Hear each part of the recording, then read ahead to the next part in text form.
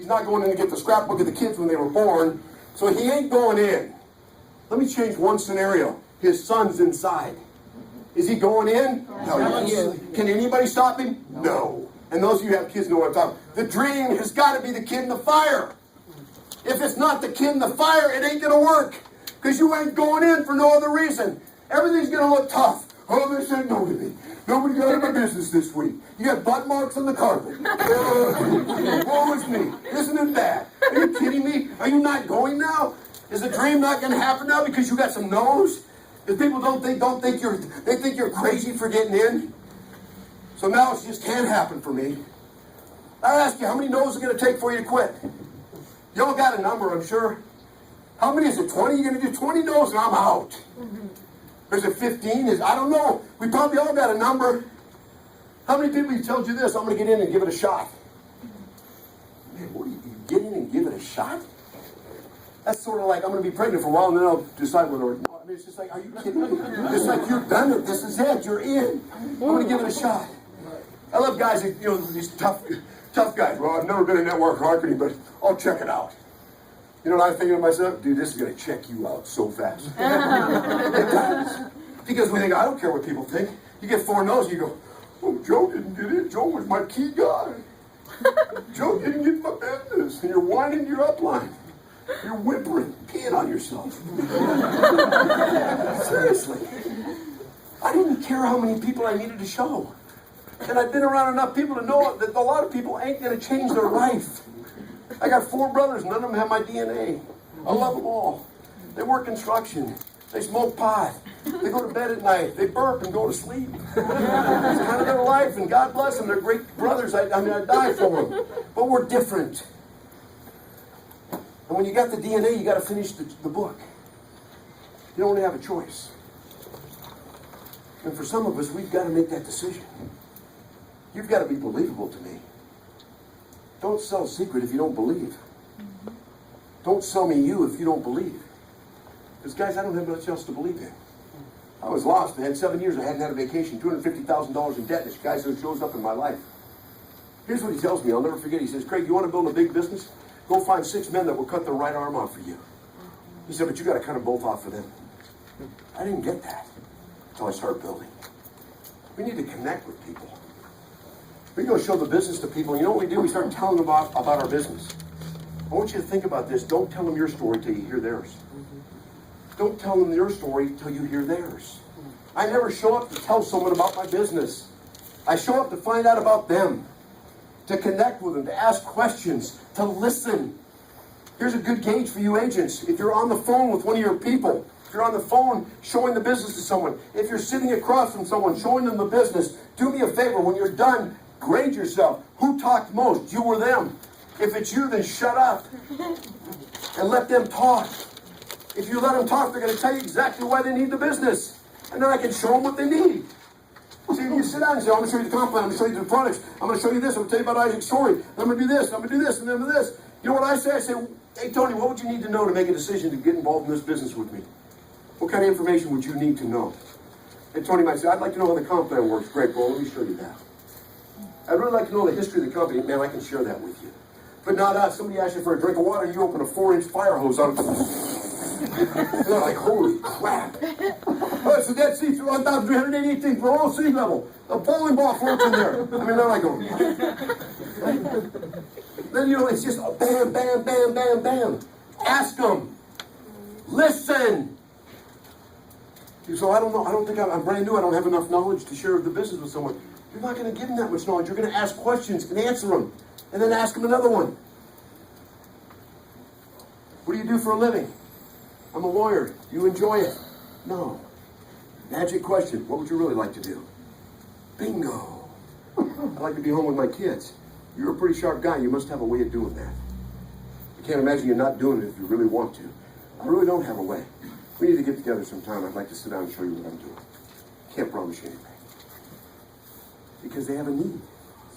You're showing up for the need. If you don't know what the need is, you don't know what the why is, then what's the point? See, we have a bullseye. If you imagine our business being a bullseye, and the outside is what? And the second circle is how, and the middle bullseye is why. And we live out here. What? How? What? Information moves no one. Information doesn't cut into your gut and you go, man, I'm fired up now. It's 1,388 feet below sea level. I'm ready to roll. You can lay in there and not sink. Let's go build this thing. Right? But why? Hey, tell me your story of your life. Tell me why you're where you are now. I used to tell people in the fitness business, they'd say, well, I was obese, I got on P90X, I drank this product, and I lost all the weight. No, tell me why you were obese. That's the story.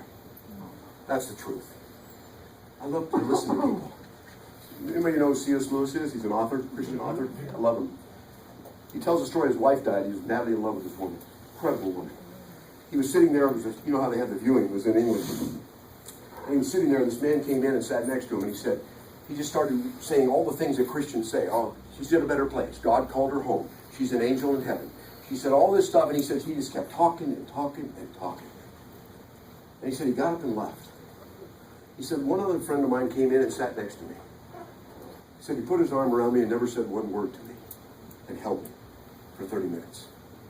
He said I got up, and that man got up and left, and he said, I will never remember a word the first man said, but I'll never forget that day. It's got to show up in people's lives. And listen, because they got things to say.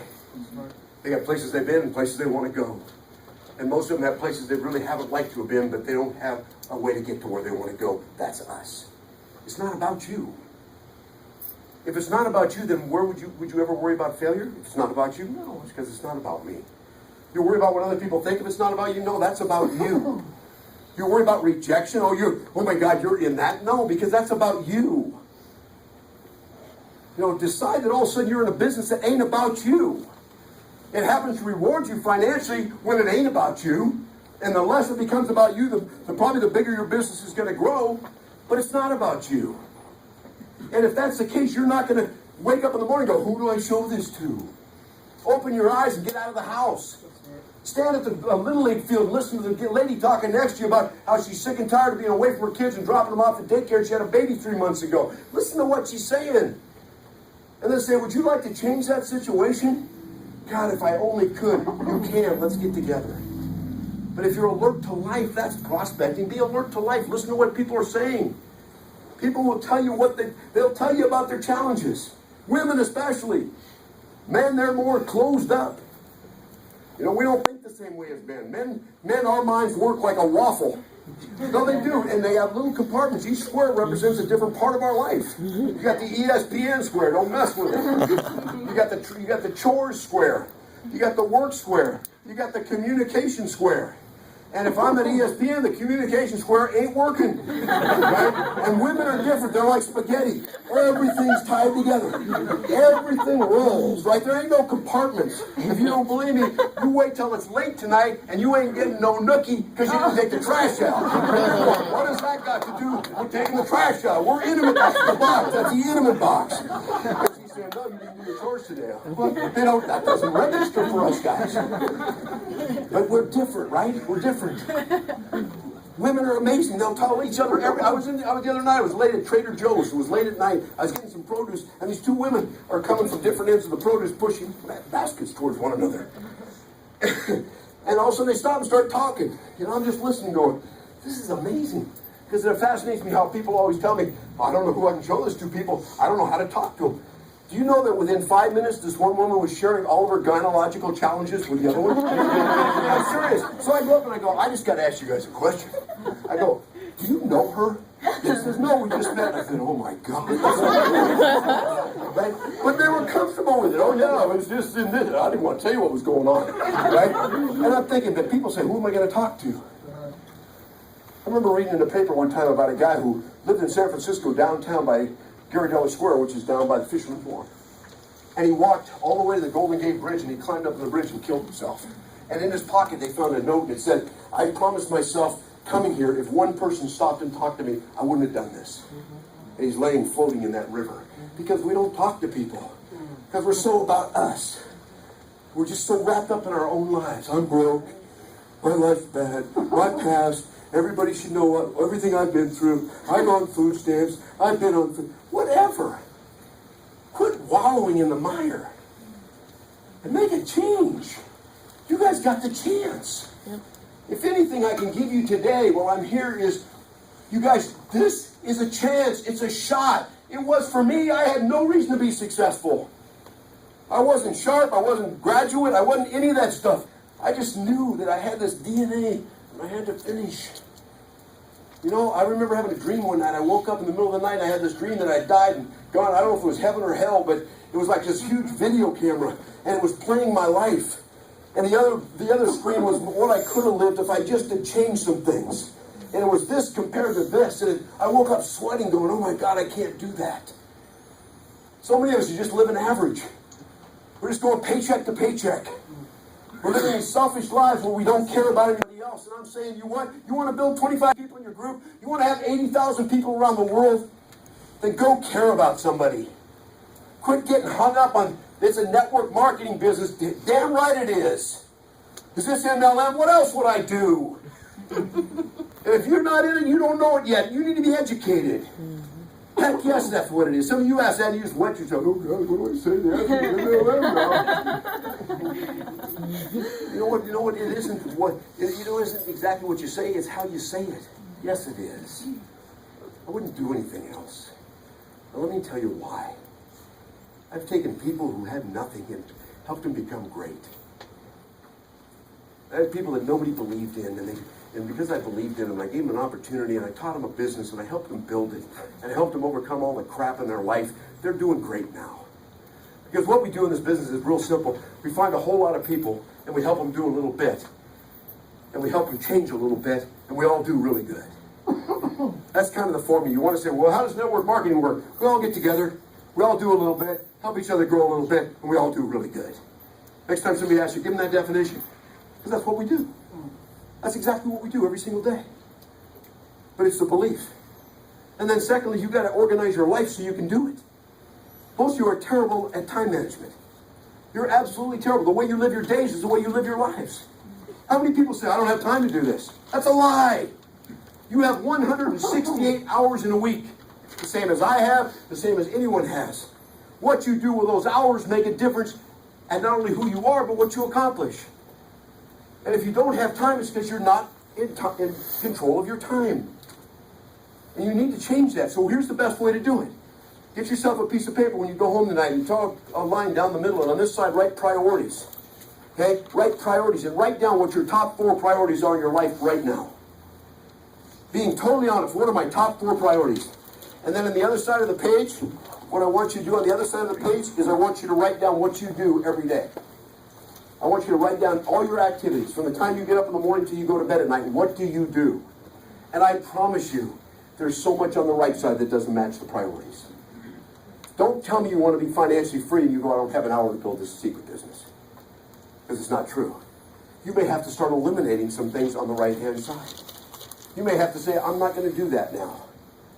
And I did. You know, my priorities was, I had to get out of debt, right? For me in my life, it was God first, family, get out of debt. That was for me. If you're here today and you're in debt, if you're here today and you have credit card debt, and you're not building this business and putting the hours in to build it, shame on you. Shame on you. You can change it. I paid back $250,000 in 24 months because I built a business. I didn't have a choice. I was broke. I mean, really broke. You know, my wife wanted a fur coat and trapped it under the kitchen sink. That's what we did. We were broke. But I did something about it because I got control and I said, this is my priority. You know, you get in this business, you guys, and your kids, those of you who have kids that are old enough, they know what this bit, they watch you.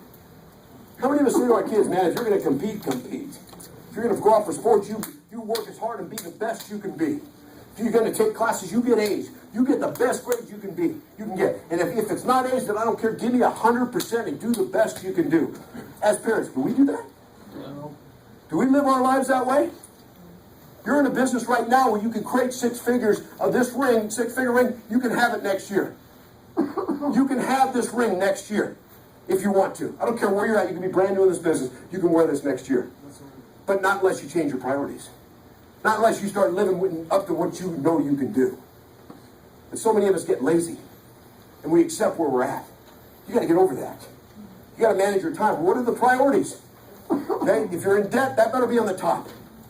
Because there's no place to live your life. There's no freedom in that. You're in debt to another man or to an institution. You'll never have freedom from that. And you can change that. You need to change it. The other thing is time. You want time with your kids? Buy it back. You're buying your life back. You're investing. You're not trading time for dollars in this business. You're investing in your future. And the return on it is sick. It's crazy return. Crazy. A lot different than your job. But you got to get that mindset. Manage your time, you guys. Decide how many hours a week you're going to work your business and work it. If I say to Tony how many hours you worked your business last week, if he doesn't have a number, a name, or an answer for that, he's not managing his calendar. He's not in charge of his time, because I should be able to sit down with him, if I'm his counselor or his upline mentor, open your calendar, let me see what you did. And it should be written in the calendar, said Monday I did these 7 things, I spent 4 hours. And you know, if you're just kind of taking a shot at it, poking it with a stick, kind of, well, I showed it to a few people this week, it ain't going to work, guys. You don't succeed that way. It's got to be planned out. You got to know what it is. And you got to be productive. If you're not productive in this business, there's no money to be made. Let me define productive. A new face. It's real simple. A new face. A new person to put product on. A new preferred customer. A new person in your downline you haven't met that you call to encourage and help build. A new personally sponsored. Someone you present the business to. New faces. Some of you spend your time managing your group. None of you have a big enough business to manage. Everyone's just going, well, it's so bad for them. You know, it's like I said earlier, you don't, in this business, you don't leave people behind, they stay behind. You got to work with the willing. You got to work with those that want to build. So we look at a week and we spend so much time with our group. Oh, this person had coffee for the 3rd time this week. We did this. I motivated them. I called them again. You know, you're sitting there and you're trying to get momentum out of something that ain't momentum growing. You know what gives you momentum? New agents. Here's a tip. If you're trying to get more out of what you got, go get some more. If you're trying to get more, I need more volume. I need to go silver. Right? You know what? Go put a new agent in. Don't go back to your people and say, come on, you guys, you got to do something so I can grow. I don't want anybody doing it for me. I want to be the pace setter out front. If you're trying to get more out of what you got, go get some more. A new face. What I do with the people I work with personally, if I sit down with their calendar, because I'm big on using a hard copy calendar, if it was Tony, I'd say we'd sit down and maybe we meet at the end of every month to counsel him on his business. And the first thing I say is, Tony, open your calendar. Here's a red pen, circle every new face you saw every day this month. And if there's 3 or 4 circles, he ain't growing. If he goes a week and there's not one red circle, he ain't growing. He's managing. He's trying to get more out of what he's got. And some of you need to learn something. If you're riding a dead horse, dismount. If you're riding a dead horse, by all means, get off. Because some of you got these agents you brought in, and you're like this, we're going to go to gold. We're going to gold. And the guy's sitting there, his tongue's hanging out, there's flies on him, he's been dead for a month. And you're going to ride him to the finish line. It's like, you got an egg. You sit around the egg, we're going to hatch this couple. And you sit there, you keep watching for that little beak to come out and crack there. Just hoping you can hatch them. If I got 2 decks of cards face down right here, right, and I need to find 8 aces, I'm turning over the cards. If I turn over a 2, I don't try to make it an ace. I go, you're an ace. They go, I'm a 2. I swear to God, I'm a... No, you're an ace. No, turn over another card. And most of us think we can figure out where the aces are. Wrong. You got to show them. You don't know until you show them. Some of you make the stinking mistake. You're prejudging people. You already got... a lot of you have your right now, you have your list of 100 that hopefully you made. And on that list, there's one market you haven't gone to. You know why? Because you're going to go when you can impress them. You're going to go when you can show them a big check. You're going to wait because they're doing really good. You know what? You have no idea what they're doing. I lived for 30 years in Orange County, California. People there spend money they don't have, buying things they don't want to impress people they don't even like. That's how they live their life. Wow. And there's people right now you work with that need this business. There's people that you coach baseball with, soccer, hang out with, room mom at school. They need this business. But we sit back and won't show them. Because we're afraid of what they're going to think. Who they're going to tell people about what I'm doing. You're so damn selfish. It's not about you. You know what I got to know when I show them the business? Beforehand, I just had a no. I had 50% chance of a yes if I showed them my business. So I got to turn the cards over. Oh man, I found an ace. Fired up. They get in the business, they go bronze in 30 days. You know, they're fired up. You tell them to do something, they do it. Bingo, exciting stuff. Hey, what do I do next? 3-way call. Great, I'm on. I just sponsored another agent. Great. And they're rocking and rolling, rocking and rolling. It's so much easier to run with 5 than to drag 10. And so, man, you've got the winners, and you work with the willing. But so many of you are sitting there, you're so afraid to go show somebody new. You put 20 people in this business in 60 days, and next year you'll have a ring. I'm going to say it again. You put 20 people in this business in 60 days, next year you will have a ring. Not 20 people in 20 months. Not 20 people in 12 months. 20 people in 60 days. Put them in. How many have we got to show? I don't know. I don't know how many you got to show. All I know is once you start doing it, you'll be better as you get going, and your posture will be better. You'll be stronger. You'll believe more, so you get more people in. So I don't know. I don't know how many it's going to take. I put in 20 in 2 months, put in 25,000 people, and my 32nd month of business, I made $100,000 in Amway. I put in 20 people my first month in this business, and I made $100,000 in 10 months. It's 20 people in a short period of time. Because guess what? Those people are fired up. How many of you have ever taken 90 days and worked till you dropped? I mean, flat out worked till you couldn't even breathe. You were exhausted. People always ask me, how long does it take to build a 6-figure income in this business? I go, 90 days. I'll be making 6 figures in 90 days? No. You'll have the business to pay you 6 figures in 12 months and 90 days if you put 90 days in and work. But what keeps us from doing it? We're afraid. We're not good time managers. We're not willing to talk to people.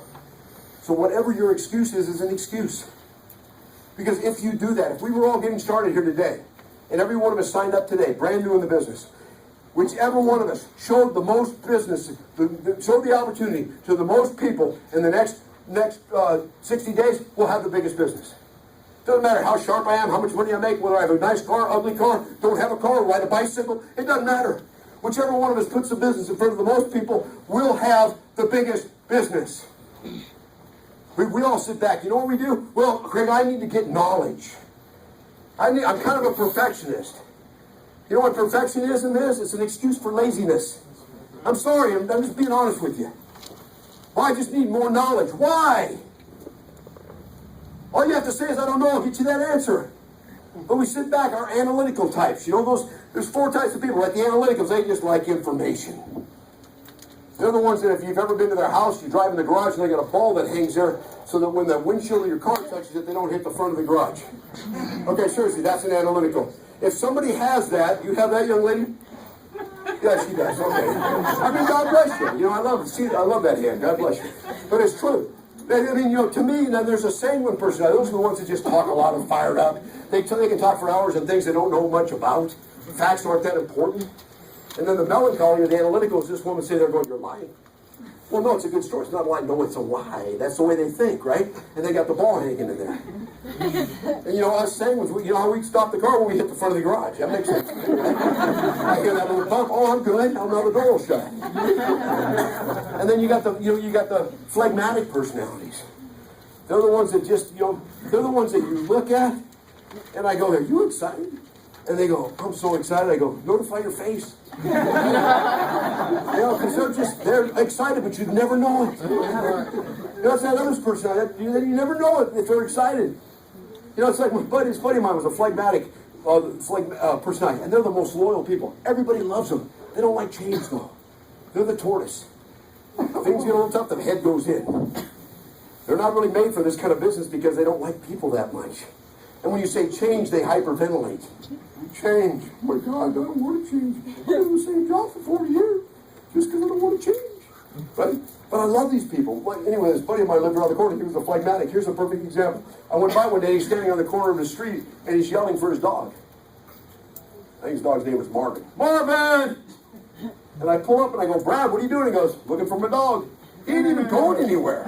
He's standing on the curb going, Marvin! He didn't even have enough gumption to get off the curb and go look for him. He's just going to stand there and call for Marvin. Marvin could be 5 miles away. It didn't matter. He was Marvin. He pissed me off, too, because an hour later I came back and Marvin was sitting next to him. He came back and sucker. Now the choleric-driven personality, they're in the car driving up and down the street. Marvin, where the hell are you? They're like this. Like this, they're the ones who shake their finger at you. That's that choleric personality. They're strong and they're driven.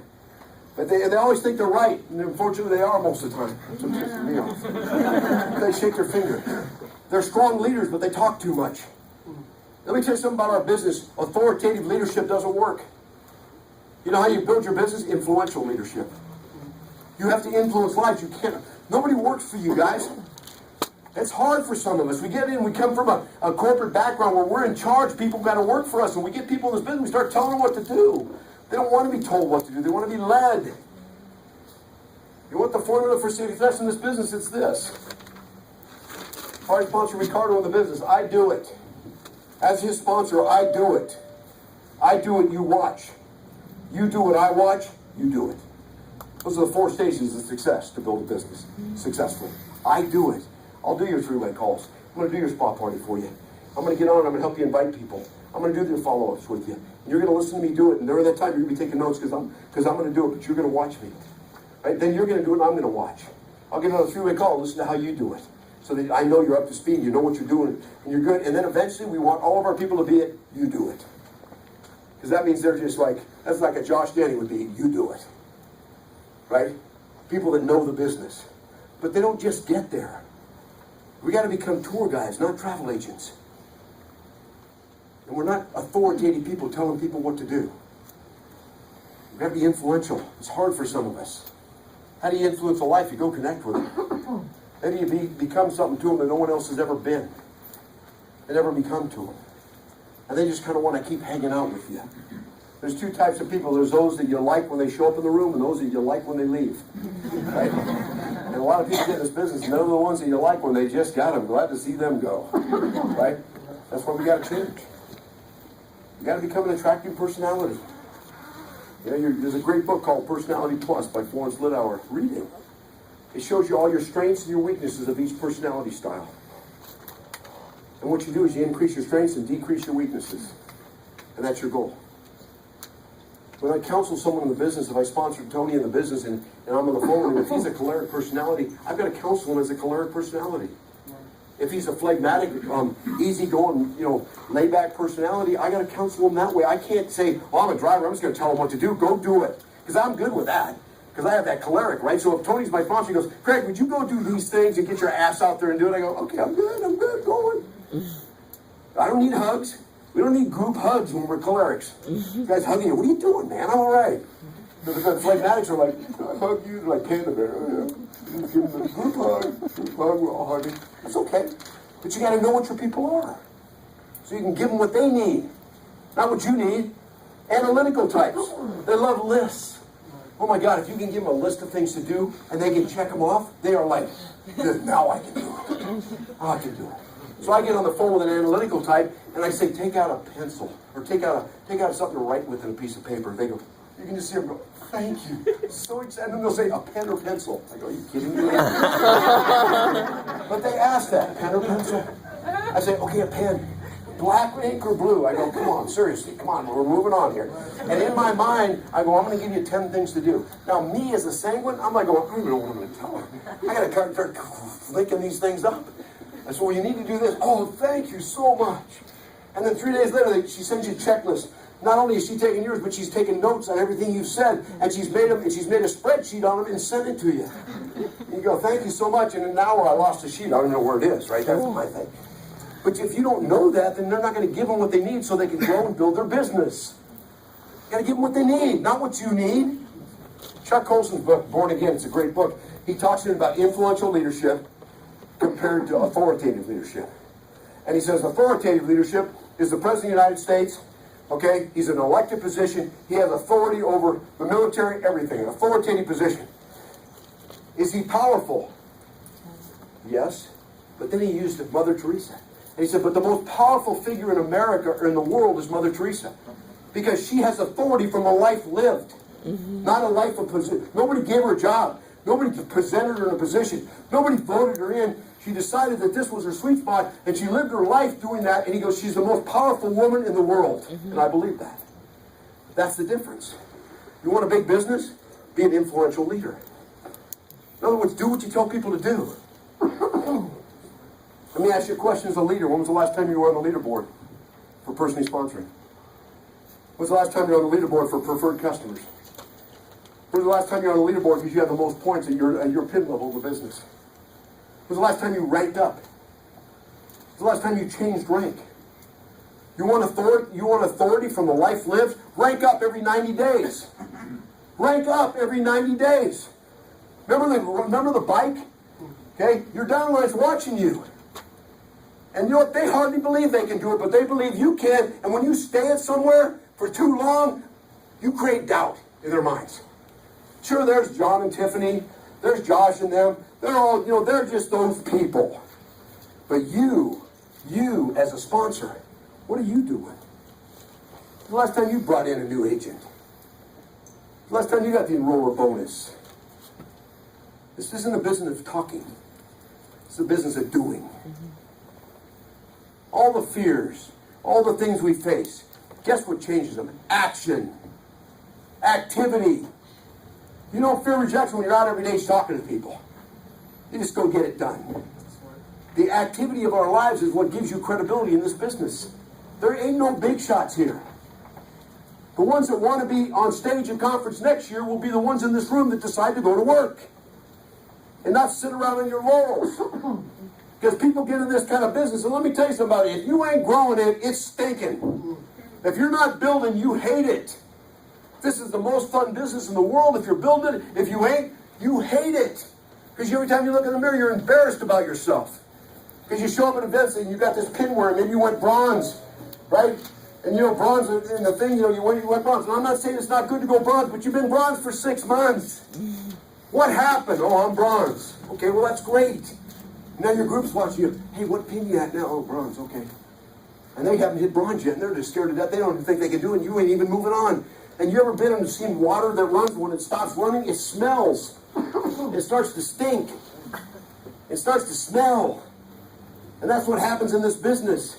And people that don't move on start to stink. And they start to smell. I'm just being honest with you. And you know what? Now once they get into the smelling stage, then they kind of hide from you. And they're just doing nothing, so you don't hear from them anymore. And you don't see them. And then pretty soon they start telling their friends about why it's not working for them. That's the next stage. So it's like, I don't do anything. I avoid my upline and stay away from them. Now I start telling my friends why it didn't work for me, because I got to start creating my excuse because I'm not going to do it anymore. And then you know where I go from there? I start blaming you that it didn't do working. I blame you for my lack of success because I need a reason. How many times have you talk to people in the industry and say, hey, network marketing, oh, I was in that once. What happened? Oh, my upline never helped me. No, you quit. Right? You quit. You're a quitter. But we got to have a reason to quit. Right? And I'm not saying there's not reasons in some companies, but for the most part, when I do a serious evaluation, it always is they just weren't willing to keep going. They just weren't willing to keep going. They get through the struggle that we all go through. So you gotta keep building, you guys. This business sucks when you're not building it. It will, you know what your self-esteem will do? It'll be in the toilet. And you just have enough failure in your life, in this business, where you start feeling crappy about yourself, you will fade away to nothing. You will get back and you'll take your dream, you'll put it up in the attic, and you'll go back home and you'll say, okay, it just didn't work for me. You know what, people like me, I've been around too long, that ain't gonna fly with me. Because I don't care where you've been. I don't care if you haven't done anything till today. I don't care if you're embarrassed about what you've done in Seacret so far, because let me tell you something, where all you're at is exactly where you deserve to be. I'm just being honest with you. And you say, well, you should be more compassionate than that. I'm the most compassionate guy you know, but I'm also truthful. Where you are today is where you deserve to be for what you've done. But here's the news. We can change it today. In the next 90 days, you put 20 people in, and you're going to be giggling in the next 8 months. You're going to be hard to be around. You're going to be like, what are you laughing about? Oh, just those checks. Man, when you don't have to worry about money anymore, you get really weird. I mean, seriously, you don't get money, you go jumping puddles at Disneyland as a 40-year-old, man. It's just crazy stuff. When you don't have to worry about money anymore. And you wake up every day living life the way you want. And all of you are 90 days away from putting in place a way to live the rest of your life. My first son was born, I was 32 years old. Tater, my boy, man, it was unbelievable. I remember because it was tough because, not having a dad, and maybe some of you men relate to this that have sons. I never had a dad, so I didn't know how to be a dad, but I sure wanted a boy, and I remember him being born, and I remember going in the room, and I was there for the birth, and then they cleaned him up, and they brought him out in this blanket they wrap him in, and those of you that have seen him in these blankets, man, I don't even know how they wrap them, but they got them wrapped so tight that you could, do them down and out at 40 yards.